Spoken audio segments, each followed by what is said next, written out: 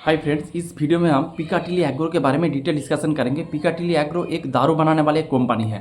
तो पहले इसका बिजनेस मॉडल देखेंगे, फिर Q4 FY26 का रिजल्ट देखेंगे, फिर इसका जो कॉन कॉल डिस्कस करेंगे, उसके साथ इसका जो वैल्यूएशन और जो गाइडेंस वगैरह है इसके बारे में भी हम डिस्कस कर लेंगे। तो चलिए वीडियो को स्टार्ट करते हैं।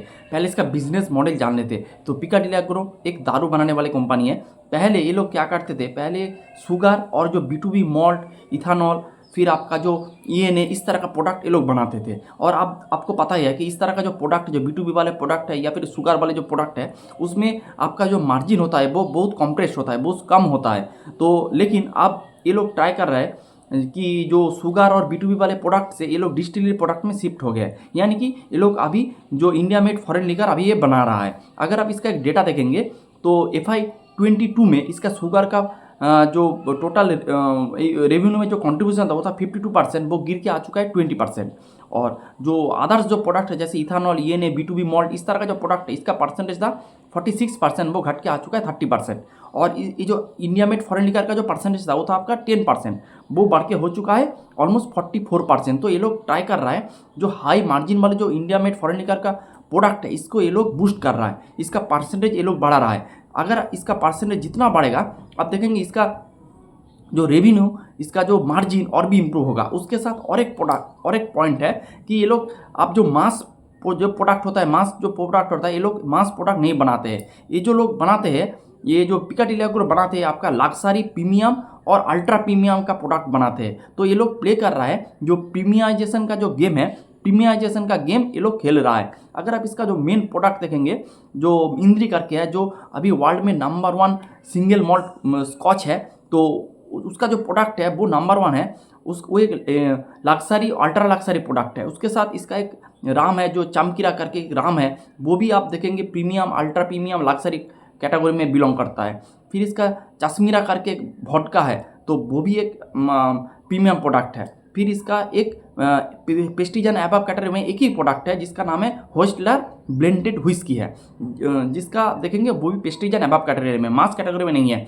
तो इसका जो 4 प्रोडक्ट है इनमें से एक प्रोडक्ट है प्रेस्टीज एंड अबव कैटेगरी, बाकी जो 3 प्रोडक्ट है वो premium, luxury, ultra premium, luxury segment में प्ले करता है। तो जो अल्ट्रा लग्जरी प्रीमियम में प्ले करता है, आप देखेंगे उस तरह का जो प्रोडक्ट होता है उसका आप इजीली प्राइस हाइक कर सकते हैं, क्योंकि जो लोग इसे कंज्यूम करते हैं उसके पास पैसा का कोई कमी नहीं रहता है। इसीलिए वो लोग 5,000, 10,000, 8,000 का दारू पीते हैं। अगर आपके पास पैसा वगैरह नहीं होगा तो आप कभी भी 8-10,000 का दारू आप नहीं पी सकते। तो आप क्या करेंगे, तब आप मास प्रोडक्ट पे ऊपर ध्यान देंगे, जैसे आपका IB, इंपीरियल ब्लू, फिर ऑफिसर चॉइस, इस तरह का जो प्रोडक्ट होता है, जो मास प्रीमियम प्रोडक्ट होता है, तो उस तरह का जो मास प्रोडक्ट होता है उसमें आप ध्यान देंगे। तो ये बात है। तो ये प्रीमियमाइजेशन का गेम खेल रहा है। उसके साथ ये लोग जो लो मार्जिन प्रोडक्ट था उससे शिफ्ट होकर हाई मार्जिन प्रोडक्ट की तरफ जा रहा है। तो ये बात है। उसके साथ मैनेजमेंट ने और एक कॉमेंट्री इस क्वार्टर में दिया है कि ये लोग अभी जो इसका जो पूरे बिजनेस है, इनमें शुगर डिवीजन भी है, B2B वाले सेगमेंट भी है, फिर आपका India made foreign liquor segment भी है। तो आप ये लोग क्या कर रहा है, मैनेजमेंट ने कहा है कि ये लोग जो शुगर वाले जो पोर्शन है इसको ये लोग डिमर्ज कर देंगे। तो इन फ्यूचर यानी कि FY27 में भी ये हो सकता है कि इसका शुगर वाले डिवीजन अलग हो जाए और डिस्टिलरी वाले सेगमेंट अलग हो जाए। तो जो इसका जो IMFL बनाने वाले जो डिस्टिलरी जो सेगमेंट है, तो उसका वैल्यू ऐड हो सकता है, क्योंकि इस जो आपका लो मार्जिन वाला जो सेगमेंट हो रहा है वो आपसे अलग हो रहा है और हाई मार्जिन वाला प्रोडक्ट आपके पास आ रहा है। तो ये बिजनेस में जो रेवेन्यू ग्रोथ और मार्जिन का इम्प्रूवमेंट ले आ सकते हैं। तो यही बात है। तो देखते कैसे क्या होता है। तो ये हो गया मोटा मोटा आपका बिजनेस मॉडल। अब चलते इसका जो Q4 का रिजल्ट। तो Q4 का रिजल्ट के पास चलते हैं। तो पहले इसका रेवेन्यू देखेंगे, 32% से ग्रो किया है ईयर ऑन ईयर बेसिस में। और FY25 वर्सेस 26 करेंगे तो 33% से ग्रो किया है। और इसका EBITDA देखेंगे 9% से ग्रो किया है। तो आप देखेंगे रेवेन्यू ग्रो कर रहा है 30% के ऊपर, EBITDA ग्रो कर रहा है 9% के ऊपर, यानी कि इसका जो मार्जिन थोड़ा डाउन हुआ है। इसीलिए आप देखेंगे इसका ऑपरेटिंग लेवरेज इसको नहीं मिला है, यही मेन रीज़न है। तो उसके बाद इसका पैट देखेंगे 15% से ग्रो किया है। तो FY26 में 33% से ग्रो किया है। टोटल पैट अगर आप देखेंगे 140 करोड़ का पैट अभी हो चुका है। उसके साथ इसका EBITDA मार्जिन देखेंगे ऑलमोस्ट 4 पॉइंट डाउन हुआ है, 420 बिप्स डाउन हुआ है, यानी 4.2% डाउन हुआ है। उसके साथ पैट मार्जिन अगर आप देखेंगे तो इसका पैट मार्जिन 14 था, घट के हो चुका है 12%। और FY26 में 5 to 26 अगर आप कंपेयर करेंगे तो उसमें थोड़ा इंक्रीज है। तो ये हो गया। उसके बाद अगर आप देखेंगे जो इसका जो IMFL का जो सेगमेंट है, यानी जो इंडिया मेड फॉरेन लिकर वाले जो सेगमेंट है, उसका ग्रोथ है 62% इन Q4। तो इसका जो डिस्टिलरी प्रोडक्ट है इसका ग्रोथ बरकरार है। जो शुगर और B2B वाले प्रोडक्ट है उसका ग्रोथ थोड़ा डाउन है, थोड़ा डिग्रोथ हुआ है। शुगर वाले पोर्सन का नंबर डिग्रो हुआ है, इसीलिए आप देखेंगे इसका रेवेन्यू थोड़ा कम आ रहा है। उसके साथ इसका वॉल्यूम ग्रोथ भी, जो टोटल जो इसका कॉन्सोलिडेटेड वॉल्यूम ग्रोथ भी ऑलमोस्ट 42% है। तो इसका वॉल्यूम ग्रोथ अच्छे से हो रहा है, क्योंकि इसका जो वैल्यू ग्रोथ नहीं हुआ है, यानी इसका मार्जिन थोड़ा डिक्रीज हुआ है, इसीलिए आप देखेंगे इसका रेवेन्यू थोड़ा डाउन है।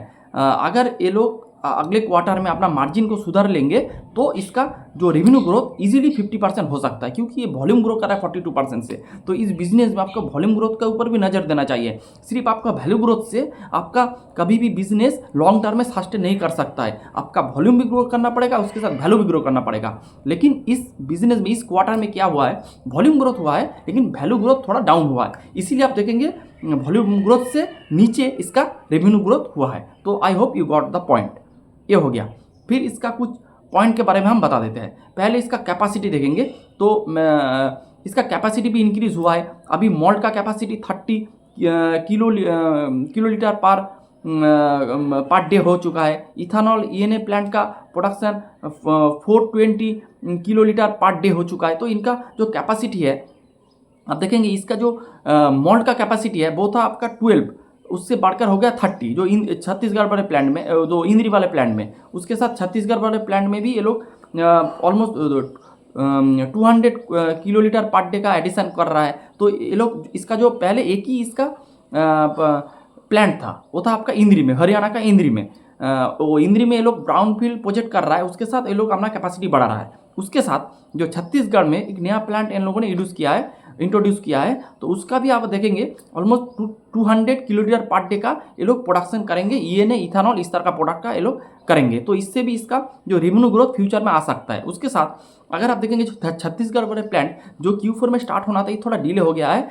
मैनेजमेंट ने कहा है कि ये मई माह में स्टार्ट होगा, यानी कि जो Q1 ऑफ FY26 में इसका जो छत्तीसगढ़ वाले प्लांट इसको रेवेन्यू में कंट्रीब्यूशन लेके आएगा। तो इसका Q1 में रेवेन्यू बढ़ सकता है। मैं इसके ऊपर जोर नहीं दे सकता है, क्योंकि जब इसका रिजल्ट आएगा तब देखेंगे। लेकिन जो क्योंकि इसका कैपेसिटी ग्रो हो रहा है, तो इसका रेवेन्यू भी ग्रो कर सकता है। तो ये बात है।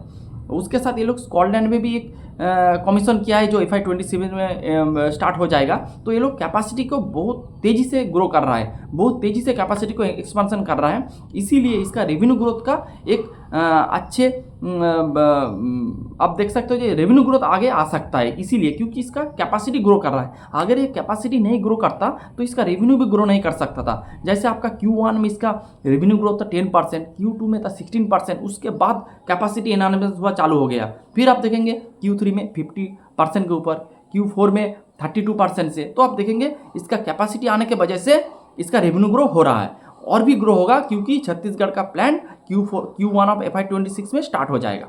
आई होप आप इसको समझ गए। उसके बाद इसका जो टोटल कंट्री है 29 कंट्री में इसका प्रेजेंस है।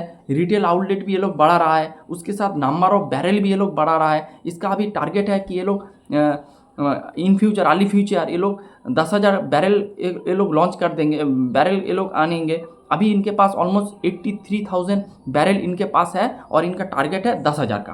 तो सभी देखेंगे मोटा मोटी ठीक ठाक चल रहा है।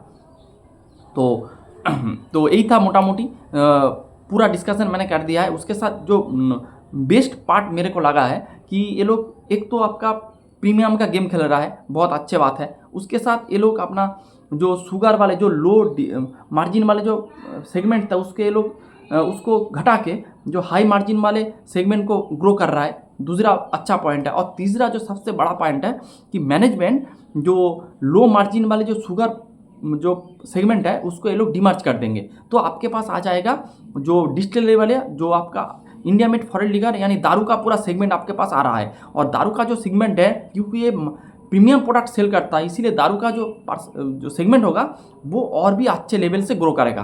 तो यही बात है मोटा मोटी।